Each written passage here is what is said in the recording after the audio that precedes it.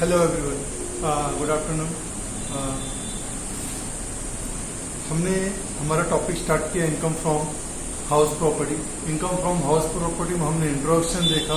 Introduction में section 22 से लेकर सेक्शन 27 तक इनकम फ्रॉम हाउस प्रॉपर्टीज के सेक्शन जो इनकम फ्रॉम हाउस प्रॉपर्टीज के बारे में पूरा डिटेल्ड इंफॉर्मेशन प्रोवाइड करते हैं। इसमें हमने देखा कि हाउस प्रॉपर्टी क्या है, उसमें वैल्यू जो हमारा उसमें देखा जाए annual value of house property क्या है, उसके बारे में इंट्रोडक्शन देखा। हाउस प्रॉपर्टी दो पार्ट में डिवाइड है, एक है सेल्फ ऑक्यूपाइड हाउस प्रॉपर्टी, दूसरा है लेट आउट हाउस प्रॉपर्टी। और दोनों जहां पे अगर कोई प्रॉपर्टी दो से ज्यादा है, कोई भी एसएससी है प्रीवियस ईयर में, वो केवल दो ही हाउस प्रॉपर्टी एज एसओपी रख सकता है अगर उसका मैक्सिमम हाउस प्रॉपर्टीज है दो से ज्यादा। तो बाकी जो हाउस प्रॉपर्टी अगर उसने भले लेट आउट नहीं किया और वैसा बोल रहा है कि मैंने सभी प्रॉपर्टीज अपने रेसिडेंशियल पर्पज के लिए रखी थी, लेकिन as per the income tax act का जो रूल है उसमें जो बेसिस ऑफ चार्ज बता रहे हैं या फिर जो सेक्शंस डील कर रहे हैं, as per that section only 2 house property can be kept at as a SOP self occupied property, और बाकी जितनी प्रॉपर्टीज है वो सारी प्रॉपर्टीज एज अ देखा जाए तो वो अलग प्रॉपर्टीज मानी जाएंगी लेट आउट प्रॉपर्टी। लेकिन अगर हमने उसको लेट आउट किया तो लेट आउट प्रॉपर्टी, अगर लेट आउट नहीं किया तो उसको बोलेंगे deem to be let out property या फिर deemed let out property DLOP. ये बारे में क्लियर दिया गया। इसके अलावा हमने देखा डिडक्शंस के बारे में कि जो इनकम फ्रॉम हाउस प्रॉपर्टी हो रहा है उसमें कुछ डिडक्शन प्रोवाइड किए गए इनकम टैक्स डिपार्टमेंट की तरफ से। तो इनकम टैक्स डिपार्टमेंट ने क्या क्या हमें डिडक्शन प्रोवाइड किया है, उन लोगों ने 2 डिडक्शन हमें प्रोवाइड किया है। एक तो पहला है under section 24A standard deduction at the rate 30% of the NAV. हमारा जो नेट एनुअल वैल्यू है उसका 30% उन्होंने क्या प्रोवाइड किया हुआ है, उन्होंने 30% प्रोवाइड किया है हम लोगों को standard deduction irrespect of the what many expenses made by the what room owner. ये चीजें दी गई है। इसके अलावा कुछ चीजें हैं जब भी हम सम सॉल्व कर रहे थे इसमें देखा कि कुछ एक्सपेंसेस आते हैं, जैसे कुछ लोगों ने घर का इंश्योरेंस दिया, कुछ लोग रिपेयर्स में पैसा डाल रहे, कुछ लोग मेंटेनेंस पे डाल रहे या फिर कुछ उसको रिनोवेट कर रहे। तो इन सब में क्या हो रहा है, अगर कोई खर्चा ऐसा किया जाता है वो खर्चा पूरी तरह डिसअलाउड है, वो हमारे इनकम फ्रॉम हाउस प्रॉपर्टी में एडजस्टेबल नहीं है। उसके बिहाफ पे इनकम टैक्स डिपार्टमेंट ने हमें 30% स्टैंडर्ड डिडक्शन दिया हुआ है। अभी हम लोग प्रीवियस लेक्चर में हम लोगों ने कुछ सम भी सॉल्व किए जो इनकम फ्रॉम हाउस प्रॉपर्टी के साथ में डील करता है। ऐसे ही कुछ क्वेश्चंस, कुछ इंपॉर्टेंट क्वेश्चन आज भी हम देख रहे हैं। अभी एक क्वेश्चन हमारे पास है, जस्ट अ मिनट, हमारे पास एक क्वेश्चन है जिसमें एक रेसिडेंशियल प्रॉपर्टी एक एसओपी है, दूसरा क्या है एलओपी, उसके बारे में कुछ डिटेल दिया गया। आइए हम क्वेश्चन रीड करते हैं। Mister B owns a building consisting of 3 identical unit. उसने क्या किया, एक बिल्डिंग रखा जिसमें कितने 3 आइडेंटिकल यूनिट्स है। अब आगे देखते हैं। Whose construction was completed on 31 March 2023। कभी हुआ, जिस ईयर में कंप्लीट हुआ वही है, राइट। 31 मार्च 2023 कब आएगा, इन द ईयर 2022-2023। और हमारा प्रीवियस ईयर भी क्या है 2022 एंड 2023 भी हमारा क्या है प्रीवियस ईयर है। ये चीज हमें बहुत अच्छे से याद रखनी है कि प्रीवियस ईयर में जो भी इनकम जनरेट होते हैं या फिर जो भी डिडक्शन अलाउड हो प्रीवियस ईयर से रिलेटेड हो। तो हमने साथ कंस्ट्रक्शन कंप्लीट वाला फाइल उनके बारे में इंफॉर्मेशन आइए पढ़ते हैं। The building was occupied from 1st April 2022 onward। 1st April 2021 से क्या हो गया, इसको चालू कर दिया गया। 31 मार्च 2022 को हमारा कंस्ट्रक्शन कंप्लीट हुआ। सर आगे बात करते हैं। The particular pertaining to the 3 units for the year ended 31 March 2023 are as given below। हमारा जो प्रीवियस ईयर था उसके पहले ईयर में हमारा कंस्ट्रक्शन कंप्लीट हुआ 21-22 में। हमारा जो प्रीवियस ईयर है 2022-23 और 22 का खासियत ये हो गया कि इस क्वेश्चन में दिया गया कि 1 अप्रैल 2021 ऑनवर्ड से हमने क्या किया, इस घर को क्योंकि यूज करना चालू किया। आगे देखते क्या लिखा, 3 फेयर रेंट, तीनों का फेयर रेंट दिया 60-60-60। Rent received only for the second unit 72,000। Okay good. आगे municipal taxes paid, municipal taxes जो पेड हुआ है वो 3,000, 5,000 एंड 3,000। और दूसरा due but not paid 8 paid 3000, 5000, 3000। मतलब क्या हो गया, जो म्यूनिसिपल टैक्सेस था वो क्या किया इन्होंने, एक कुछ अमाउंट पे किया और कुछ अमाउंट अभी भी पे करना बाकी है। तो हम लोग जैसे जानते हैं म्यूनिसिपल टैक्सेस कैसे होता है, म्यूनिसिपल टैक्सेस हमेशा पेड बेसिस पे रहता है। अगर हमने पे किया तो ही अलाउड है, ड्यू बेसिस पे नहीं रहता। इंटरेस्ट ड्यू बेसिस पे रहता है। इंटरेस्ट चाहे आप पे करो चाहे मत पे करो, अगर ड्यू है तो उसे आपको क्या करना पड़ेगा, उस ईयर का एज ए डिडक्शन लेना पड़ेगा। आगे land revenue due to due but outstanding. Land का क्या है, रेवेन्यू है कितना, 1200 एंड 1200। लैंड रेवेन्यू से कुछ लेना देना नहीं, इनकम फ्रॉम अदर सोर्सेज से रिलेटेड है। आगे क्या इंफॉर्मेशन दिया गया है इसमें, आगे दिया ground rent due but not paid. Ground rent due but not paid, ये तो हमारा है, हमने लैंड रेवेन्यू नहीं पे किया। ग्राउंड रेंट उसका हाउस प्रॉपर्टी से लेना देना नहीं, वो हाउस प्रॉपर्टी के एक्सपेंसेस में कंसीडर नहीं किया जाएगा। अब इस केस में क्या हो गया था, यूनिट 1, यूनिट 2, यूनिट 3। यूनिट 2 में केवल बोला है रेंट रिसीव्ड, तो यूनिट 1 और यूनिट 3 के बारे में कुछ नहीं बोला गया। तो यूनिट 1 और यूनिट 2 को एज अ एसओपी हम कंसीडर करेंगे।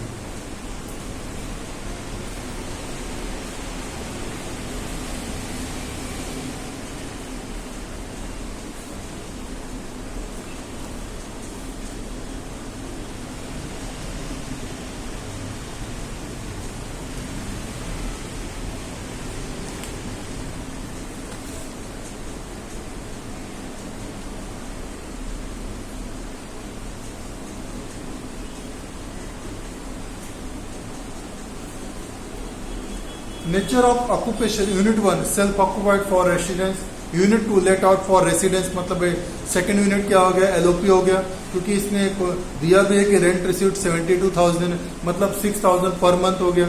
आगे unit 3 used for own business, अगर ओन बिजनेस की यूज लिया है तो क्या हो जाएगा, as a self occupied property मानी जाएगी।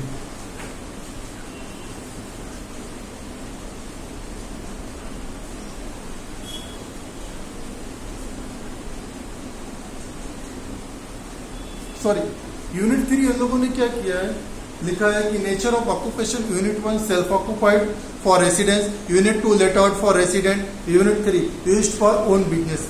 ओन बिजनेस के लिए अगर कोई हाउस प्रॉपर्टी का इस्तेमाल करता है, फिर वो property is then that property is not taxable under the head income from house property। हमें याद रखना पड़ेगा, अगर असेसी खुद अपने बिजनेस के लिए अपनी कोई प्रॉपर्टी का इस्तेमाल करता है, हाउस प्रॉपर्टी का इस्तेमाल करता है, न तो प्रॉपर्टी एसओपी में मानी जाएगी न ही एलओपी में। वो property as a charge, that property will charge under the head okay profit और गेन फ्रॉम द बिजनेस और profession, not under the house property.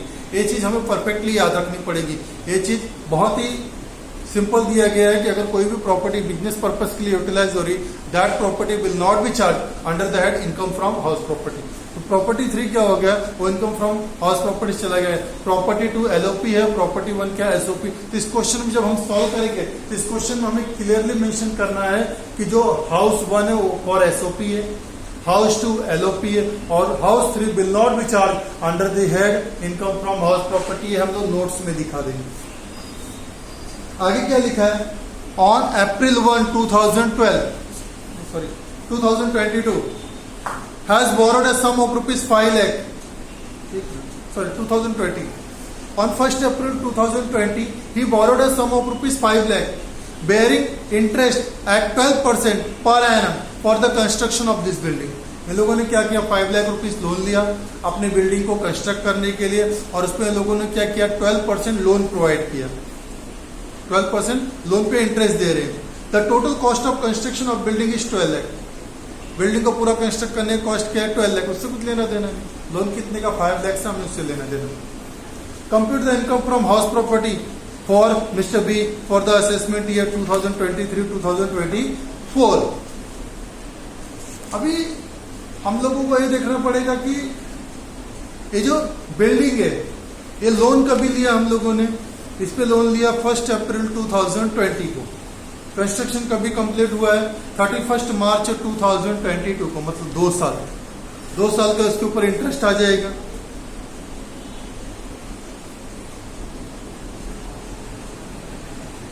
इसमें इंटरेस्ट है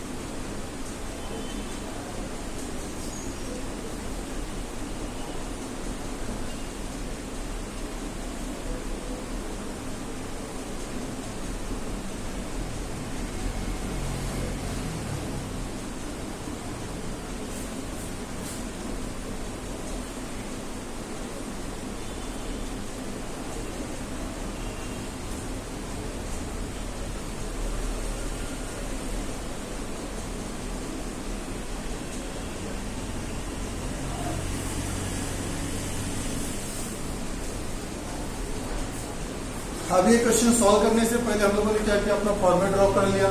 computation of income from house property, name of the SSC mister B, previous year हमारा 2022-23, particulars amount, particulars amount. अब इसमें क्या करना है कि यहाँ पे टोटल यूनिट 3 दिए गए, यूनिट 1, यूनिट 2 और unit 3। Unit 3 own business purpose के लिए, तो प्रॉपर्टी जो है not chargeable under the head income from house property. Unit 1 self occupied house property, unit 2 क्या है, वो एलओपी है, लेट आउट प्रॉपर्टी। अब यूनिट 1 जो हमारा एसओपी दिया गया, इस केस में हमारा net annual value will be always go nil. और जो यूनिट 2 दिया, एलओपी दिया, उसका जो बताया गया म्यूनिसिपल वैल्यूएशन जो दिया गया, उसका फेयर रेंट मार्केट का है 60,000 और rent received 72, which ever is higher. तो 72 तो जो हमारा लेट आउट प्रॉपर्टी है, उसका ग्रॉस एनुअल वैल्यू क्या हो जाएगा, 72,000। अब तीसरा तो डीएलओ पे उससे कुछ लेना देना, इसके अलावा बहुत सारे एक्सपेंडिचर किए हैं, उससे मतलब नहीं। अब यहाँ पे म्यूनिसिपल, इन लोगों ने क्या किया, म्यूनिसिपल वैल्यूएशन पे किया। प्रॉपर्टी 1 के लिए 3,000 पे किया, प्रॉपर्टी 2 के लिए 5,000। तो प्रॉपर्टी 3 का हम पढ़ेंगे नहीं, क्योंकि वो बिजनेस पर्पज के लिए है, तो उससे कोई भी इंफॉर्मेशन रिलेटेड हमारे लिए यूजफुल नहीं है। चलो वो चीज अलग कर दिया। अब इसके अलावा यहाँ पे दूसरा चीज दिया है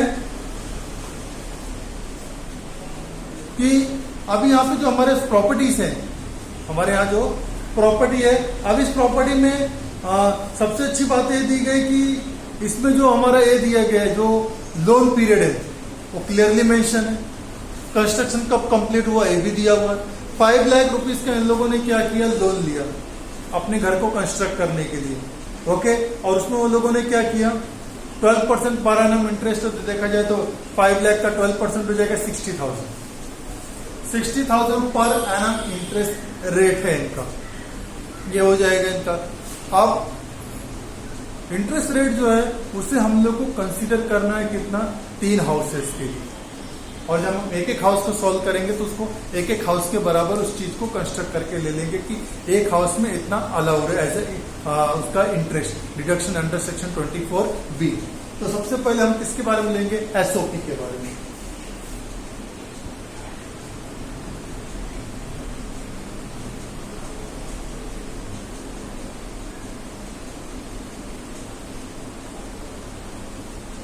income from house property, number 1 SOP, self occupied house property.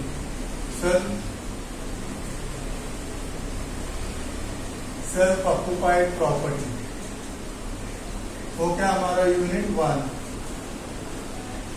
Unit 1 दिया है। अब यूनिट 1 में हमें क्या करना है, शुरुआत कहां से होगी, नेट एनुअल वैल्यू से, क्योंकि यूनिट 1 में हमारा नेट एनुअल वैल्यू हमेशा क्या रहेगा, नील। यहाँ पे ले लेंगे हम लोग net annual value, net annual value वो हमेशा क्या रहेगा, नील। हमारा नेट एनुअल वैल्यू हमेशा नील रहेगा। अब इसमें से क्या डिडक्शन अलाउड है, केवल एक ही डिडक्शन अलाउड है, deduction under section 24B। Deduction under section 24A नहीं दे सकते, क्यों, क्योंकि स्टैंडर्ड डिडक्शन 30% ऑफ एनएवी रहता है, और 0 का एनएवी क्या हो जाएगा, 0 ही होगा। Less deduction under section 24B, under section 24B बोल सकते हो, सब सेक्शन B बोल सकते हो। इंटरेस्ट है, इंटरेस्ट हम लोग बोल सकते हैं करंट ईयर इंटरेस्ट, और प्री कंस्ट्रक्शन इंटरेस्ट। हमारे पास दो इंटरेस्ट है, प्री कंस्ट्रक्शन पीरियड इंटरेस्ट बोल सकते हैं, और हम लोग क्या बोल सकते हैं, हमारा जो प्री कंस्ट्रक्शन पीरियड इंटरेस्ट है वो क्लियरली इसमें मेंशन किया गया है कि हमारा जो प्रीवियस ईयर था, हमारा जो प्रीवियस ईयर था उसमें हम लोगों ने कितना इंटरेस्ट पे किया है, और प्री कंस्ट्रक्शन पीरियड का भी इंटरेस्ट इसमें आएगा क्या, वो भी चीज हमें याद रखना। अब हम लोग बात करते हैं जो हमारा कंस्ट्रक्शन पीरियड इंटरेस्ट है, हमारा जो कंस्ट्रक्शन पीरियड इंटरेस्ट है। अब कंस्ट्रक्शन प्री कंस्ट्रक्शन पीरियड क्या था हमारा, कि हमने जो लोन लिया वो कितने का लिया, 5 लाख रुपीज का। ये हमारा वर्किंग नोट एक साइड पे ले लेते, जो हम पैसेज के नीचे या फिर सम शुरू होने के पहले या सम शुरू होने के बाद हम एज नोट्स के ऊपर डाल सकते हैं। फेयर वर्किंग 5 लाख था, 5 लाख ये लोन कभी दिया गया 1 अप्रैल 2020 को। कंस्ट्रक्शन कभी कंप्लीट हुआ 31 मार्च 2022। हाँ, अब प्री कंस्ट्रक्शन पीरियड का कब तक पकड़ा जाता है? The year prior to the completion of the construction of the period. जो हमारा पीरियड कंप्लीट हो रहा है, जो पीरियड हमारा कंप्लीट होता है जिसमें कंस्ट्रक्शन, उसके पहले का जितना इंटरेस्ट पे किया। अभी जो 31 मार्च 2022 को हमारा ईयर खत्म शुरू, तो ये कौन सा ईयर है? 1 अप्रैल 2021-22। इस ईयर में तो कंप्लीट हुआ, ये ईयर प्री कंस्ट्रक्शन पीरियड नहीं पकड़े। हमारा प्री कंस्ट्रक्शन पीरियड 2021, बस ओनली 1 ईयर इंटू 12% इंटू 1, तो टोटल कितना हो गया? 60,000। 60,000 divide by 5 equal year is equal to what? 12,000। मतलब हर एक साल का प्री कंस्ट्रक्शन पीरियड इंटरेस्ट हमारा केवल 12,000 रुपया होगा। अब वो कैसे? हमने 5 लाख रुपीस का लोन लिया 1 अप्रैल 2020 को। क्लियर हो गया? 1 अप्रैल 2020 को लोन लिया, तो पहला साल कब खत्म हुआ? 31 मार्च 2021 को। और जो 22 है उस ईयर में तो घर कंप्लीट हो गया। अगर किसी ईयर में घर कंप्लीट होता है, उस ईयर के पहले ईयर तक जितना इंटरेस्ट पे किया वही केवल pre construction period interest consider किया जाएगा। तो 31 मार्च 2022 को हमारा घर कंस्ट्रक्शन कंप्लीट। 31 मार्च 2022 किस ईयर में? 1 अप्रैल 2021-22 में। 21-22 में, तो उसके पहले 2021 एक ही साल का इंटरेस्ट हमने भरा है। तो कितना? 5 लाख पे 12% फॉर 1 ईयर, तो ये आ गया कितना? 60,000। अब जो प्री कंस्ट्रक्शन पीरियड है वो 5 इक्वल ईयर्स में क्या है? एज अ डिडक्शन अलाउड है। पूरा एक साथ तो नहीं अलाउड है।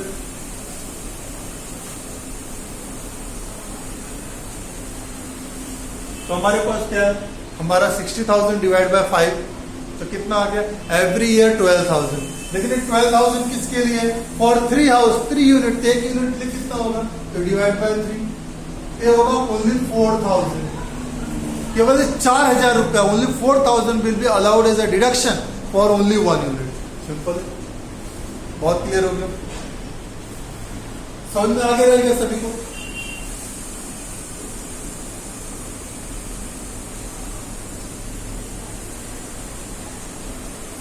तो हाउस प्रॉपर्टी से रिलेटेड ये चीजें एकदम परफेक्टली और बहुत ही बेसिकली तौर पे प्रोवाइड की गई, इससे कोई रिलेटेड कोई डिफिकल्टीज नहीं है। अब आगे बढ़ते हैं इस क्वेश्चन को। अभी एवरी ईयर जो इंटरेस्ट चार्ज होगा लोन पे वो 5 लाख पे 12%, दैट विल बी 60,000। अब 60,000 कितने का? 3 यूनिट का। तो एक यूनिट का कितना होगा? 20,000। तो करंट ईयर में एवरी हाउस को 20,000 करंट ईयर और 4,000 previous year, total 24,000 rupees will be allowed as a deduction under section 24B के अंडर में अलाउड रहेगा। आइए हम इसका एक्सप्लेनेशन देखते हैं। करंट ईयर का हमारा जो 5 लाख रुपीज है, ब्रैकेट में कर देते हैं हम, 5 लाख रुपीज है, इसका 12% इंटू 1/3। 5 लाख है, इसका 12% निकलेगा 3 हाउसेस के लिए। तो एक हाउस को निकालने के लिए डिवाइड बाय 3 कर देंगे। ये कितना आ गया? 20,000 रुपीज डिडक्ट होगा। अब under pre construction period interest है, वो तो मैंने बताया वो केवल एक ही ईयर प्री कंस्ट्रक्शन पीरियड था हमारे पास। वो एक ईयर में जो भी आएगा उसको डिवाइड बाय 5 ईयर्स कर दें, 5 नंबर ऑफ इंस्टॉलमेंट। तो हमारा कितना? 5 लाख रुपीज, इसके ऊपर 12% इंटू 1/5, फिर जो आएगा उसको 1/3। 5 लाख है, 5 लाख का 12% निकलेगा। 12% जब कैलकुलेट होगा तो आएगा हमारा कितना आएगा? 60,000 फॉर 1 ईयर्स की। अब उसको डिवाइड बाय 5 कर देंगे। 5 इक्वल ईयर्स में उसका इंस्टॉलमेंट जाने वाला है, वो अलाउड एज ए डिडक्शन रहेगा अंडर सेक्शन 24B में for the what? Pre construction period interest paid. तो 60,000 का 1/5 कितना आ गया? 12,000। अब जो 12,000 आया वो तो 3 हाउसेस के लिए, एक हाउस के लिए कितना? तो डिवाइड बाय 3 कर दिया, तो 1/3 हो गया। तो हमारा कितना आ जाएगा? 4,000। ये हमारा आ जाएगा -24,000। ये हमारा क्या आ जाएगा -24,000, जिसको हम लोग बोलेंगे प्री कंस्ट्रक्शन पीरियड इंटरेस्ट। ये हमारा क्या हो जाएगा, लॉस हो जाएगा, लॉस फ्रॉम, इसे हम बोलेंगे लॉस फ्रॉम एसओपी। सिंपल है। अब हम मूव करते हैं सेकेंड यूनिट जो हमारा लेट आउट है, एलओपी, लेट आउट प्रॉपर्टी। वो हमारा क्या है, यूनिट 2। हमारा तीसरा क्या है, लेट आउट प्रॉपर्टी यूनिट 2। इसके अंदर हम लेंगे gross annual value,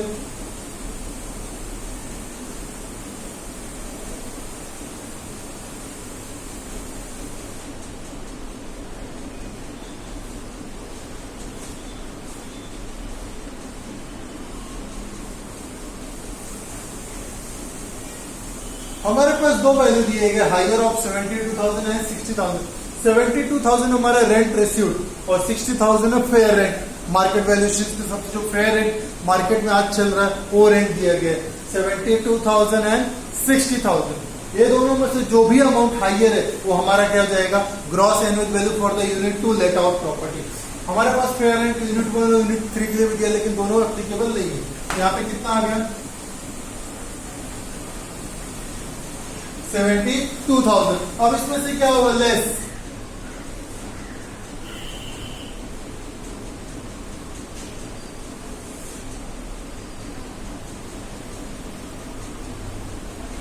municipal taxes paid, जो पेड हुआ वही आता है, ड्यू नहीं आता है। जब आप म्युनिसिपल टैक्सेशन जितना भी पे करेंगे वो as per the paid allowed है, नॉट द ड्यू। अब पेड कितना था, 5,000।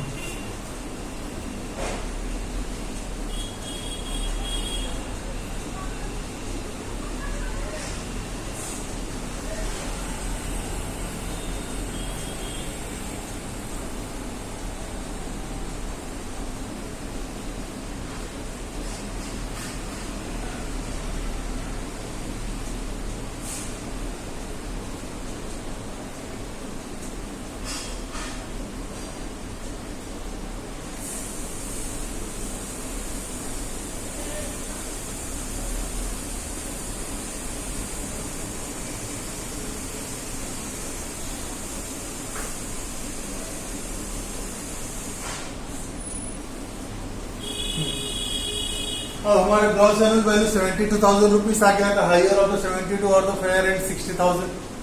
हमारे से उसमें से लेस क्या होगा, म्युनिसिपल टैक्सेस पेड 5,000, तो 72,000 minus 5,000 it would be what, 67,000। अब जो 67,000 है, अब इसमें से क्या माइनस होगा, डिडक्शन अंडर सेक्शन 24।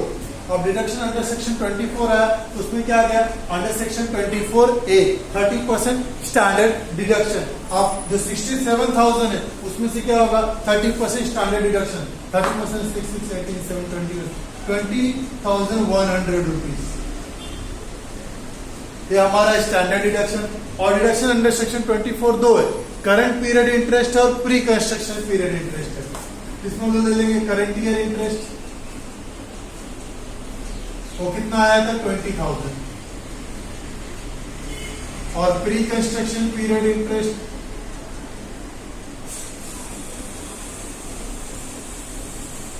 वो आया था 4,000 रुपीज। 12,000 एवरी ईयर आ रहा है फॉर ऑल हाउसेस, तो एक हाउस के लिए 4,000 रुपीज हो गया। अब इसे हम लोग क्या कर देंगे, इसे हम लोग डिडक्ट कर देंगे।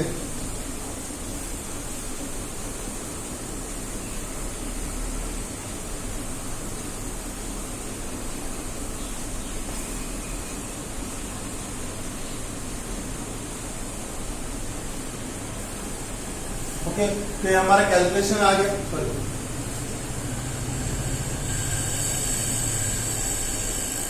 ये हमारा आ गया, इसे बोलेंगे income from let out property.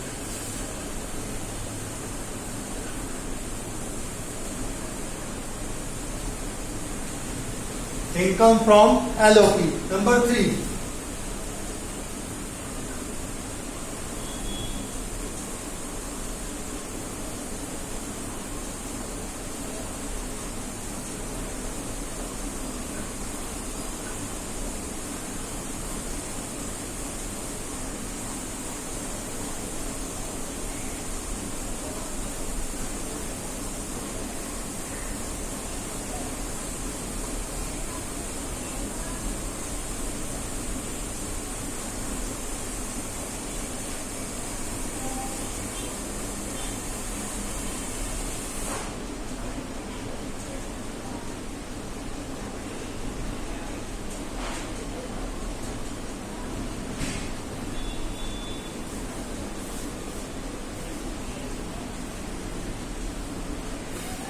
अब हमारे पास ये आ गया।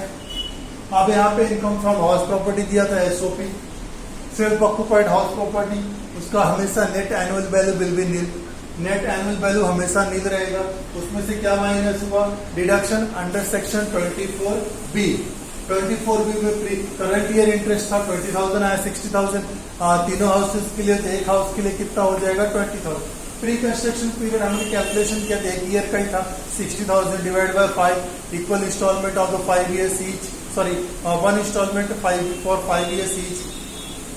तो हमारा कितना आ गया 12,000। 12,000 डिवाइड बाय क्या हो गया 1/3। 1/3 से हमने डिवाइड 2 क्योंकि 3 हाउसेस का प्री कंस्ट्रक्शन, तो 12,000 डिवाइड बाय 3 4,000। तो टोटल हमारा लॉस आ गया, loss from SOP self occupied property unit 1 से कितना आ गया -24,000। उसके बाद हमारे पास लेट आउट प्रॉपर्टी यूनिट 2 है। लेट आउट प्रॉपर्टी में ग्रॉस एनुअल वैल्यू क्या हो गया, higher of this rent received and fair rent, इन दोनों में से कितना आया 72,000 रुपीज। अब जो 72,000 रुपीज है उसमें से क्या माइनस होगा, less municipal taxes paid by owner. जो म्युनिसिपल टैक्सेस पेड किसने किया, ओनर ने। जब इसने पे किया तो क्या है, अलाउड एज ए डिडक्शन। इसी में 3,000 रुपीज ड्यू भी है, लेकिन उसे हम लोग कंसीडर नहीं करेंगे। कंसीडर किसको करेंगे, only when the municipal taxes is paid. ये आ गया 5,000, तो 72 में से 5,000 हमने डिडक्ट किया तो हमारा 67,000 क्या आ गया, नेट एनुअल वैल्यू। ओके, उसमें से क्या डिडक्ट होगा, डिडक्शन अंडर सेक्शन 24, तो 30% स्टैंडर्ड डिडक्शन हो गया। 20,100, 67,000 का 20%, 30% कितना हो गया 20,100। उसके बाद deduction under section 24B। 24B के अंदर क्या है, करंट ईयर इंटरेस्ट है। करंट ईयर का इंटरेस्ट कितना आ गया 20,000। उसके बाद प्री कंस्ट्रक्शन इंटरेस्ट कितना है 4,000 रुपीज एज पर दिस, जो यहाँ पे कैलकुलेशन बताया गया। ये माइनस किया तो हमें क्या आ गया, income from house property, late out house property, वो कितना है 20,900 पॉजिटिव अमाउंट है जो इनकम है। और एसओपी से unit 3, property used for own business is not taxable under the head income from house property. जो हमारी इनकम फ्रॉम हाउस प्रॉपर्टी है उसके अंडर में इस प्रॉपर्टी को नहीं चार्ज किया जाएगा, फिर इसका इनकम नहीं कंसीडर किया जाएगा, ये नील अमाउंट हो गया। तब 24,000 loss plus 22,900 income less surplus nil, तो टोटल हो जाएगा ये नेट इनकम हो जाएगा, नेट लॉस हो जाएगा हमारा।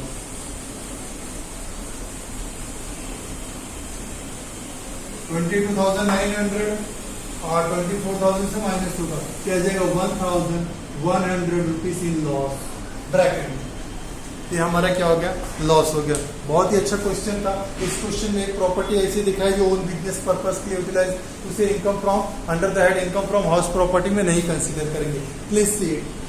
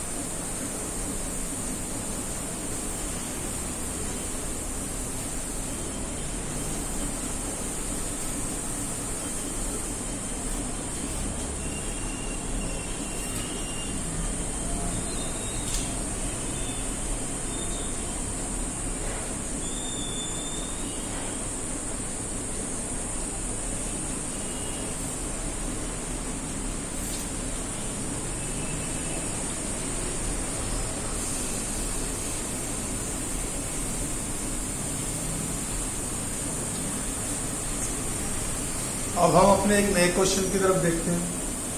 ये क्वेश्चन तो क्लियर हुआ सभी को। अभी जो नेक्स्ट क्वेश्चन है वो नेक्स्ट देखते हैं, इसमें क्या लिखा है। Mister Sunit is the owner of a house property, 1/3 of house property used for business and the remaining let out at the rate of 3,000 per month. Clear हुआ? एक हाउस प्रॉपर्टी उसका 1/3 बिजनेस के लिए यूज हो रहा है, रिमेनिंग मतलब 2/3 will be let out at the 3,000 per month rate. मतलब क्या हो रहा है, 2/3 हाउस प्रॉपर्टी किसके लिए हो रहा है, लेट आउट के लिए, और 1/3 किसके लिए हो रहा है, बिजनेस। तो बिजनेस के लिए जो यूज होगा उसे कंसिडर नहीं करेंगे। ये तो सिंपल है कि हम लोग किसको कंसिडर करते हैं, ओनली लेट आउट पार्ट को। बिजनेस के लिए अगर कोई प्रॉपर्टी यूटिलाइज की गई तो उसको as a income from house property नहीं कंसिडर किया जाएगा। आगे क्या लिखा है, 1/3 of house property used for business and the remaining let out at the rate of 3,000 per month. The property vacant for 4 months. Property क्या था, वैकेंट था, कितने के लिए, 4 मंथ के लिए। Following additional information is available to you. देखते हैं, municipal taxes paid 1,500, interest on funds borrowed for repairs 6,000, repairs borne by tenant 2,000, municipal retainable value 48,000. तो म्यूनिसिपल रेटेबल वैल्यू भी दिया हुआ है, जिसको हम लोग किससे कम करेंगे, एक्चुअल रेंट से, रिसीव्ड से। उसमें से जो हाइयर होगा उसे हम लोग क्या कंसीडर करेंगे, as a income. Okay, that is the gross annual value income consider किया जाएगा। आगे देखते हैं क्या लिखा, mister Sumit receives during the year unrealised rent of the previous year 1819 rupees 750। अगर प्रीवियस ईयर कोई अनरियलाइज रेंट रिसीव हुआ तो अनरियलाइज रेंट क्या हो जाएगा, हमेशा टैक्सेबल हो जाएगा। अगर एरियर्स ऑफ रेंट मिलता है, अगर एरियर्स ऑफ रेंट मिलता है तो 30% स्टैंडर्ड डिडक्शन माइनस करने के बाद होगा। अगर अनरियलाइज रेंट मिला इसको as it is as a taxable कर लिया जाएगा। उसके लिखा है, you are required to asset in the income chargeable to tax under the head income from house property of Mr. Smith for the assessment year 2023-2024. अब इसको हम लोग सॉल्व करके देखते हैं।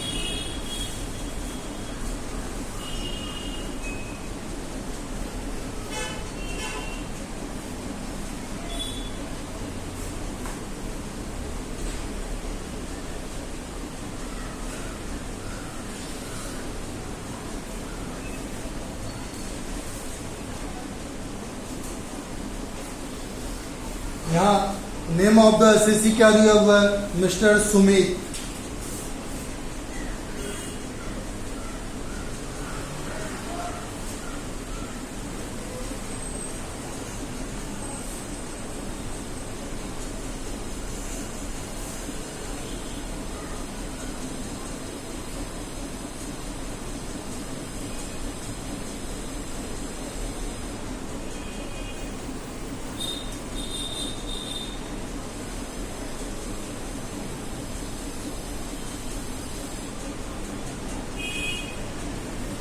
यहाँ पे क्या, 2/3 लेट आउट प्रॉपर्टी है। बोला mister Sumit is the owner for house property, 1/3 of house used for business and the remaining is let out at the rate of 3,000 per month. 3,000 per month तो ईयरली कितना हो गया, 36,000 रुपीज हो गया उसको।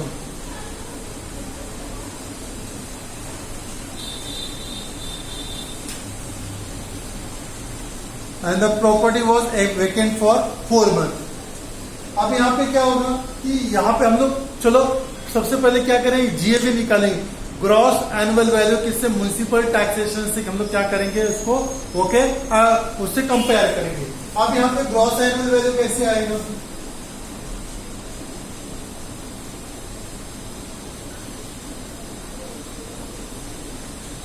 हमारा जो ग्रॉस एनुअल वैल्यू क्या होगा, हाइयर,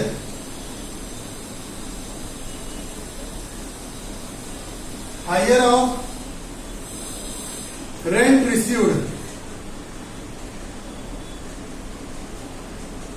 कितना, सॉरी, जो हमारा रेंट रिसीव्ड और रिसीवेबल है वो कितना है, वो है 3,000 इंटू 8, 3,000 इंटू 8, क्योंकि 4 मंथ तक क्या था हमारा हाउस, क्या था, वैकेंट था।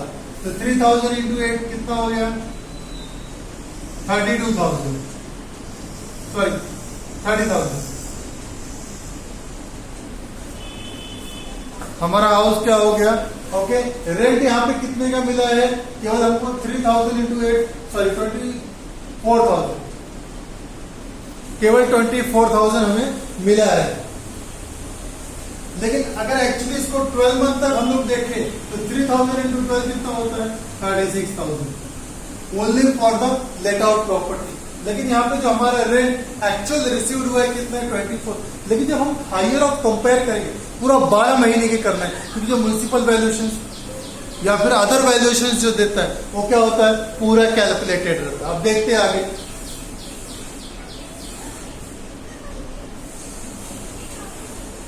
म्युनिसिपल वैल्यू, म्युनिसिपल वैल्यू किसके लिए लेंगे? केवल लेट आउट प्रॉपर्टी के लिए। वो कितना है? 48,000 पूरे हाउस का दिया है, इंटू 2/3 कर लेंगे, ये हो जाएगा 32,000।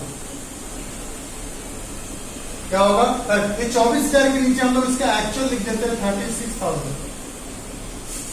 36,000 पूरा होल ईयर के लिए।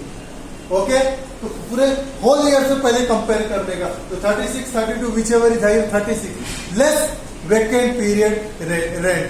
वैकेंट पीरियड कितना हो जाएगा? 4 मंथ, 12,000। वो हमने डिडक्ट किया 24,000, तो 24,000 will be gross annual value. ये क्लियर होना चाहिए सभी को। Here there should be no doubt related to it. 24,000 ये हमेशा हमें परफेक्टली और बहुत अच्छे से याद रखें। 24,000 क्लियर हो गया सर?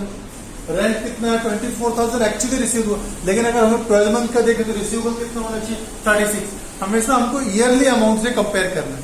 बाद में कुछ अनरियलाइज रेंट है या फिर रेंट नहीं मिला है, दैट इज अनरियलाइज रेंट, या फिर कुछ वैकेंट पीरियड है, बाद में माइनस कर 36 है, उसमें से 4 मंथ का वैकेंट पीरियड माइनस कर दिया, 24,000 हमें क्या मिल गया?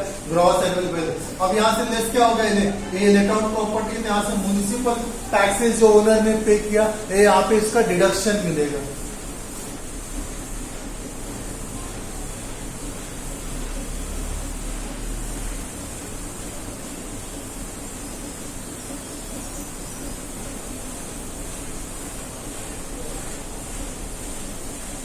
Less municipal taxes paid by mister Sumit.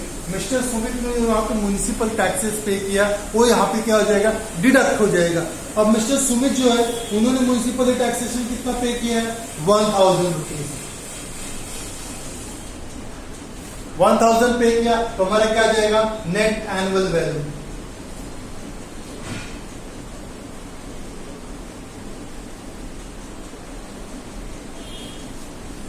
हमारा यहाँ पे नेट एनुअल वैल्यू आ गया, कितना आ गया? 23,000। अब यहाँ पे हमारे पास कुछ इंटरेस्ट दिया हुआ था कि interest on fund borrowed for repairs इस कितना? 6,000। तो डिडक्शन अंडर सेक्शन 24 में बी में जाएगा। लेस अभी क्या करेंगे? यहाँ से लेस एक कंटिन्यूएशन में ही है, आप पेज आफ्टर पेजेस कंटिन्यूएशन में जा सकते हैं। सोल्यूशन अगर बड़ा रहेगा तो less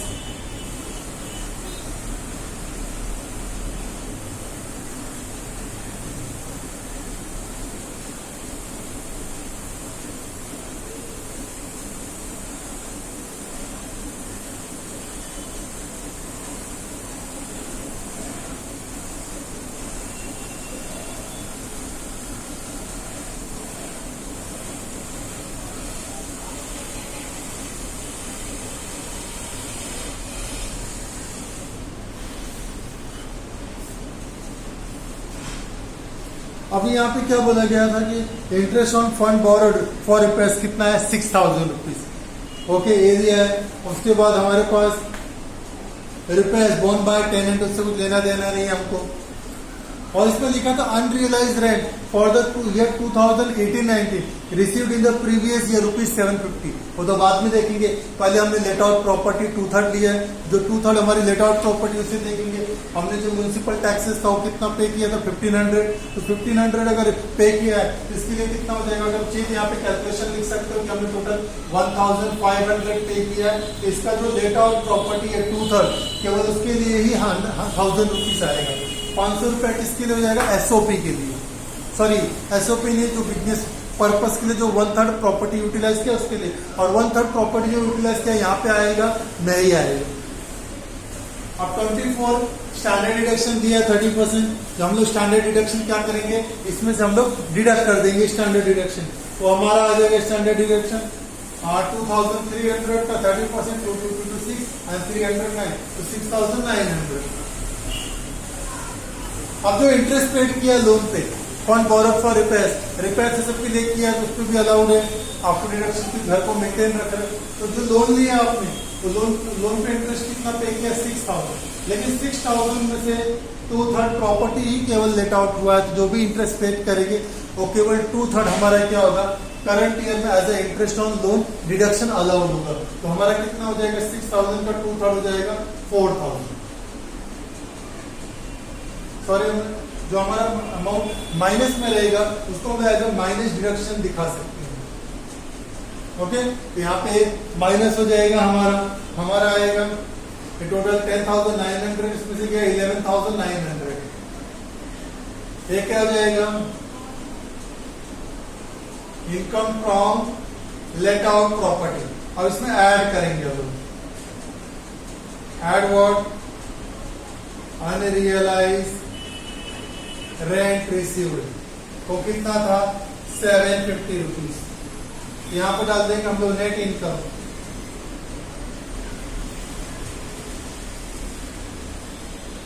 from house property 12,650 rupees, ये हमारा taxable under the head income from house property आ जाएगा under the head income tax के लिए।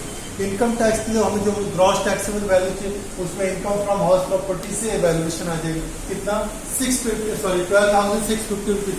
और जो 1/3 प्रॉपर्टी है, जो 1/3 प्रॉपर्टी है जो बिजनेस पर्पज इन सब के लिए यूटिलाइज हुआ है उसको आप अलग से सॉरी एक मिनट 12,100 होगा, 12,850, सॉरी कैलकुलेशन आ रहा होगा। अभी यहां से हो गया पूरी तरह माइनस, अभी आ गया 12,850। अब इसमें आप नोट भी लिख सकते हो, नोट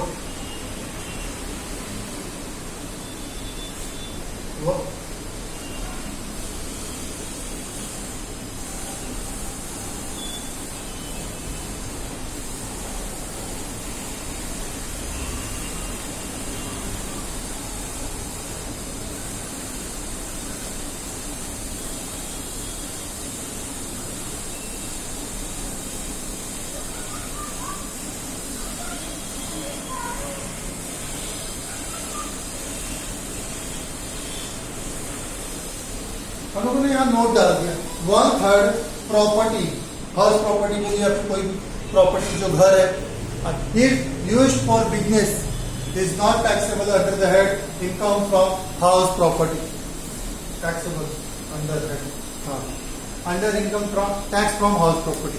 ये बहुत ही सिंपल, तो हमने मैक्सिमम सम भी सॉल्व किए इस टॉपिक के ऊपर, कोई डिस्कशन किए, कुछ हमने बोर्ड पे भी सॉल्व किया इनकम फ्रॉम हाउस प्रॉपर्टी। तो इस टॉपिक में क्या हर चीजें परफेक्टली क्लियर है कि इनकम फ्रॉम हाउस प्रॉपर्टी क्या है, इनकम फ्रॉम हाउस प्रॉपर्टी में हर चीजें किस तरह आएंगी, जो लेट आउट प्रॉपर्टी उसका ग्रॉस एनुअल वैल्यू निकलेगा, अगर municipal taxation, fair rent, actual rent received अगर वो सब दिया, ये सब पूरे ईयरली वैल्यू भी सबसे ओनली लेट आउट प्रॉपर्टी के वैल्यूएशन से कंपेयर करके जो हायर वैल्यू निकाला जाएगा, इसको कंपेयर करेंगे, इसमें से क्या माइनस करेंगे, less municipal taxes paid.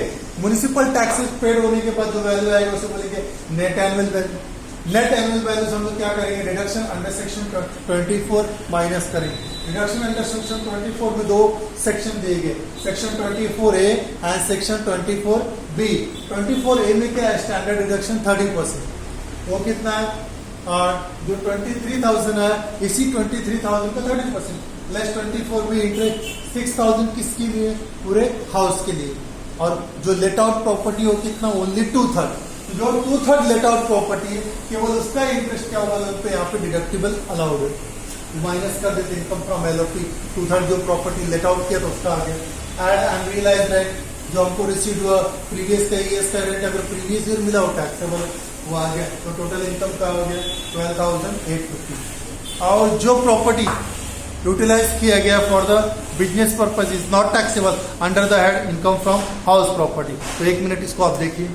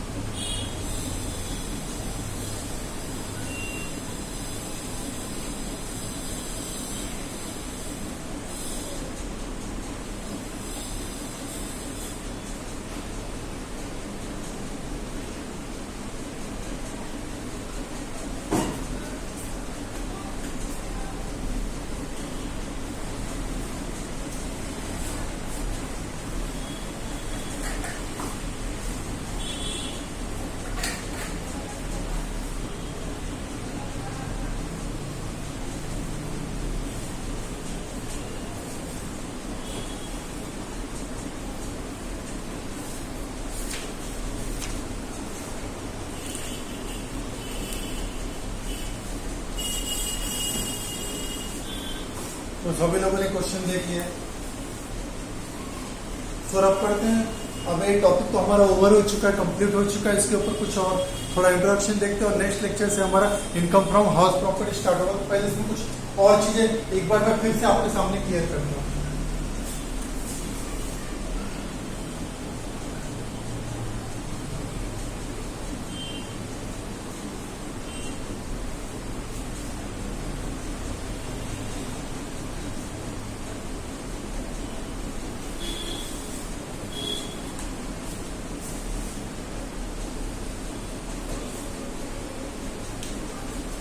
Income from house property में सम सॉल्व करते समय हमें एनुअल वैल्यू निकालना है।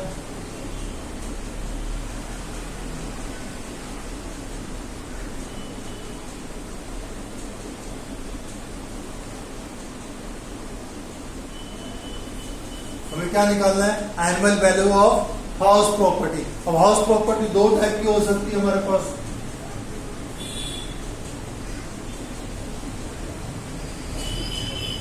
एक हाउस प्रॉपर्टी क्या रहेगा? SOP, self occupied property. दूसरा क्या हो सकता है हमारे पास? एलओपी या फिर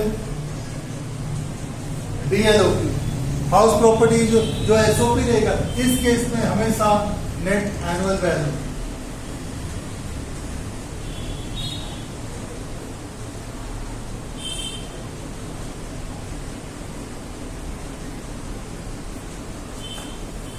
एसओपी के केस में क्या रहेगा? हमारा नेट एनुअल वैल्यू हमेशा क्या रहेगा? निल रहेगा। मतलब उसका कोई भी वैल्यूएशन नहीं आएगा, क्योंकि जो एसओपी है वो रेंटेबल नहीं रहता है। एसओपी सेल्फ ऑक्युपाइड पर्पज के लिए रहता है, फॉर द सेल्फ और फॉर द फैमिली पर्पज इसमें रहते हैं। इसमें कोई रेंट रिसीव नहीं होता, तो इसलिए यहाँ पे कोई भी कंपैरिजन नहीं, एसओपी हमेशा नील बोलेंगे। हमारे जो एलओपी है, लेट आउट प्रॉपर्टी या फिर ऐसी प्रॉपर्टी जहाँ पे 2 से ज्यादा प्रॉपर्टी दूसरे में क्या बोलेंगे, डीएलओपी, और लेट आउट नहीं की गई ईयरली, और ऐसे हो रहा है कि 5 घर है मेरे, 5 घर क्या हो रहे हैं, utilise for the let out properties, sorry self occupied. तो government as per the income tax rule क्या बोलता है कि only 2 houses can be kept as SOP and other deem to be what, let out property. दूसरा property क्या माना जाएगा, वो डीएलओपी माना जाएगा। तो डीएलओपी में हमेशा क्या आएगा हमारा, ग्रॉस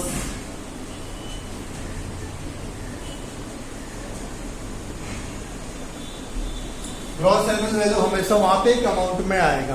तो जो यहाँ पे तो हमेशा ये नील हो गया, यहाँ पे हमेशा एक वैल्यू आएगा। लेस क्या होगा यहाँ पे, municipal taxes paid.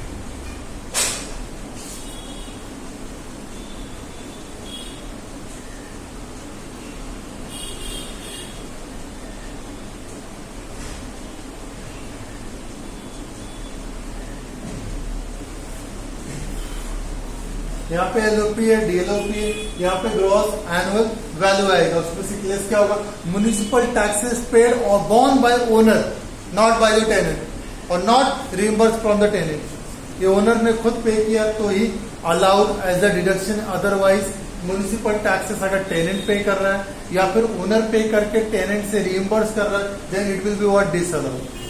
Okay, municipal taxes paid by owner deducted from the gross annual value, then you will get the net annual value. और यहाँ पे net annual value हमेशा 0 था। फिर लेस क्या होगा, deduction under section 24।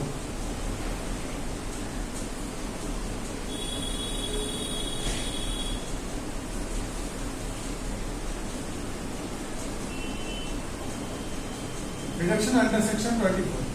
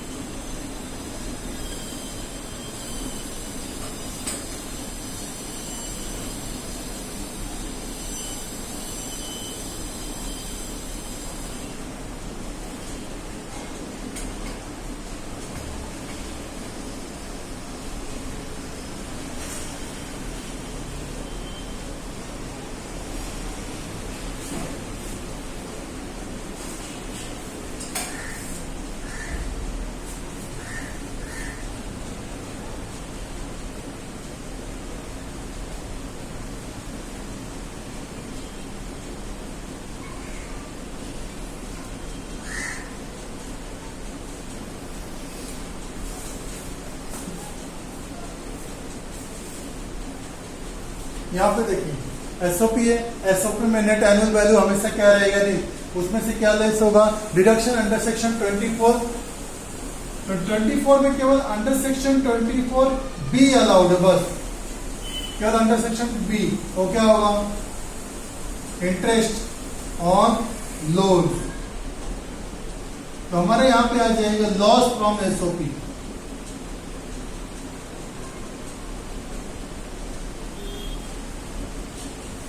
Loss from SOP आ सकता है या फिर नील इनकम आएगा, income from self occupied property, क्योंकि एनएबी हमेशा नील है, उसमें से क्या माइनस करेंगे, deduction under section 24, under section 24 भी इंटरेस्ट माइनस करेंगे और लोन, फिर माइनस होने पर हमारे पास क्या आएगा, लॉस फ्रॉम एसओपी। बस अगर इंटरेस्ट नहीं है तो nil income from the SOP हो जाएगा, there will be no income, always it is what नील।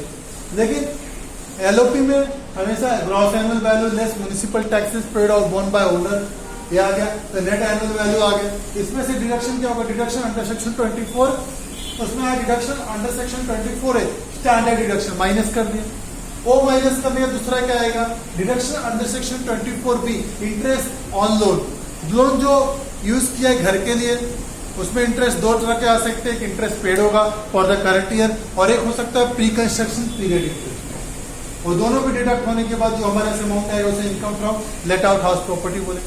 अब उसमें क्या एडअप होगा, अनरियलाइज रेंट, जो लेट आउट प्रॉपर्टी है अगर previously previously in past prior to the previous year अगर कुछ लोन हमारे अनरियलाइज थे, मिले नहीं थे, अगर वो प्रीवियस ईयर रिसीव्ड होते then it is taxable on the received rent.